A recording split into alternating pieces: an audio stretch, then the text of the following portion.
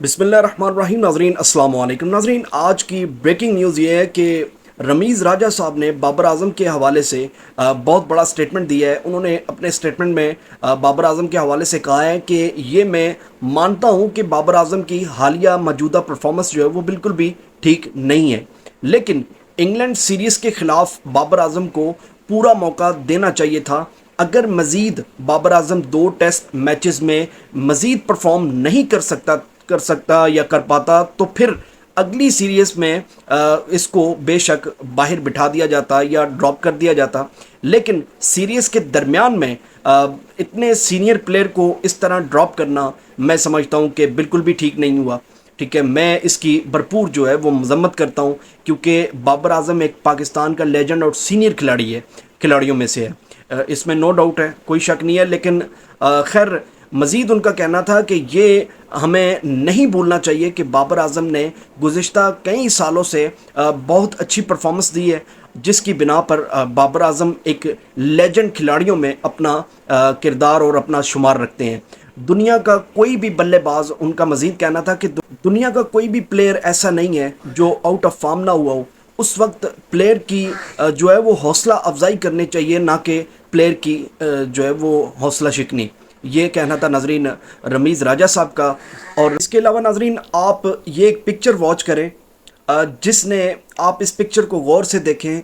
ये एक ऐसा साबिक क्रिकेटर है जिसने, आप यकीन जाने कि मौजूदा जो क्रिकेट में पीसीबी की जो मैनेजमेंट है उसको अपने फैसलों से बिछाड़ कर रख दी है। आप यकीन जाने कि इतना पॉजिटिव रिज़ल्ट जो है वो काफ़ी लॉन्ग टाइम हो गया है, हमें देखने को नहीं मिला।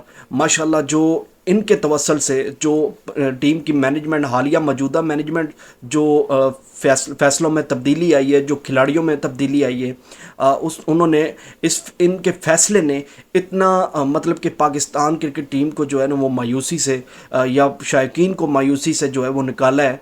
आप यकीन जाने, मैं बड़ा अप्रिशिएट करता हूँ इनके फैसले को और इनके हक पर मबनी पॉइंट ऑफ व्यू को।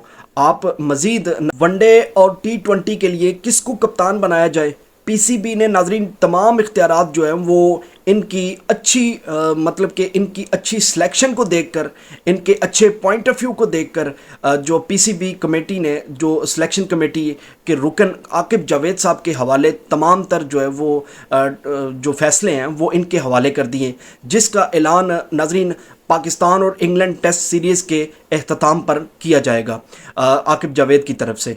रिपोर्ट्स के मुताबिक नाजरीन, आकिब जावेद साहब को चीफ सेलेक्टर भी मौजूदा वक्त में बनाने का, कौमी चीफ सेलेक्टर बनाने का कौमी इम्कान भी जारी है। पीसीबी ने आकिब जावेद साहब की तमाम शराइत जो वो मान ली है। उनकी शराइत सिंपल सी थी, जो मैं समझता हूँ कि हम सभी शायकीन मुझे डाल के जितने भी एशियन में, खैर जितना पाकिस्तान क्रिकेट टीम में या कोई भी एशियन कंट्री में जितना क्रिकेट को लेकर लोग पोजेसिव होते हैं, या जितना लोग जो है वो क्रिकेट से लुत्फ़ अंदोज़ होते हैं, मैं समझता हूँ कि और कहीं पे भी इतना जो है वो क्रिकेट को प्रमोट नहीं किया जाता जितना एशियंस कंट्री में किया जाता है। ये बहुत बड़ी बात है। पीसीबी ने आकिब जावेद साहब की नाजरीन तमाम शराइत भी मान ली हैं। आकिब जावेद साहब ने पीसीबी के सामने शर्त क्या रखी थी वो नाजरीन आपके सामने रख देता हूँ। उन्होंने अपनी शर्त में सिलेक्शन जो है वो मेरिट पर जो है वो खिलाड़ियों के हवाले से उन्होंने अपना पॉइंट ऑफ व्यू रखा था कि मैं जिसको भी बतौर खिलाड़ी मैदान में उतारूंगा वो मेरिट पर उतारूंगा, ना कि जैसा कि हम जानते हैं कि मौजूदा जो सिचुएशन है, कभी फतवे लगाए जाते हैं कि पर्ची या सिफारशी।